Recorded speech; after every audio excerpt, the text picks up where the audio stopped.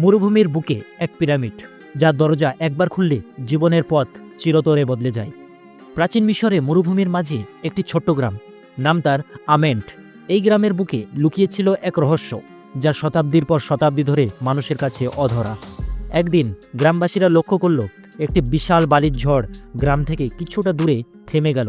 ঝড় থেমে যাওয়ার পর বালির নিচ থেকে উকি দিল একটি প্রাচীন পিরামিডের শীর্ষভাগ। পিরামিডটি আগে কেউ কখনো দেখেনি। গ্রামের বয়স্করা বলল, এটি নাকি সেথের পিরামিড, যা মিশরের এক প্রাচীন রানীর তৈরি। শোনা যায় তিনি এই পিরামিডের ভেতরে লুকিয়ে রেখেছেন এক অভিশপ্ত রত্ন। তিন বন্ধু নাদির, মালিক ও জাহিদ ঠিক করল পিরামিডটি অনুসন্ধান করবে। পাথরের দরজা ঠেলে ভেতরে প্রবেশ করতেই তারা দেখতে পেল এক অসাধারণ দৃশ্য। সোনার খোদাই, রহস্যময় চিত্র আর হাজারো লেখা, যা বুঝতে পারা যায় না।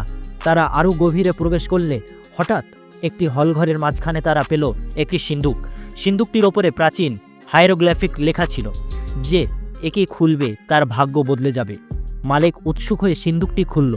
সিন্দুক খুলতেই চারিদিক অন্ধকার হয়ে গেল। একটি গভীর কণ্ঠস্বর শোনা গেল, তোমরা যা জানো না তার স্পর্শ করেছ, এখন তোমাদের পরীক্ষা দিতে হবে।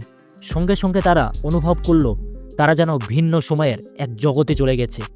তিন বন্ধুকে এখন একের পর এক ধাঁধার উত্তর দিতে হবে। প্রতিটি ধাঁধার মধ্যে লুকিয়ে আছে তাদের মুক্তির চাবিকাঠি। কিন্তু সময় ফুরিয়ে আসছে। যদি তারা সঠিক উত্তর না দিতে পারে, তবে তারা চিরতরে এই পিরামিডের অভ্যন্তরে আটকে যাবে। তারা ধাঁধার উত্তর দিতে থাকে, কিন্তু শেষ ধাঁধার উত্তর দিতে গিয়ে তারা ভুল করে বসে। সঙ্গে সঙ্গে চারিদিক থেকে বালির ঢেউ এসে তাদের গ্রাস করে। তাদের চিৎকার বালির নিচে মিশে যায়, আর কখনো কেউ তাদের ফিরে আসতে দেখেনি। সেথের পিরামিডের রহস্য আরও গভীর হয়ে রয়ে যায়, আর তিন বন্ধুর কাহিনী ধীরে ধীরে কিংবদন্তিতে পরিণত হয়। আরও শুনতে সাবস্ক্রাইব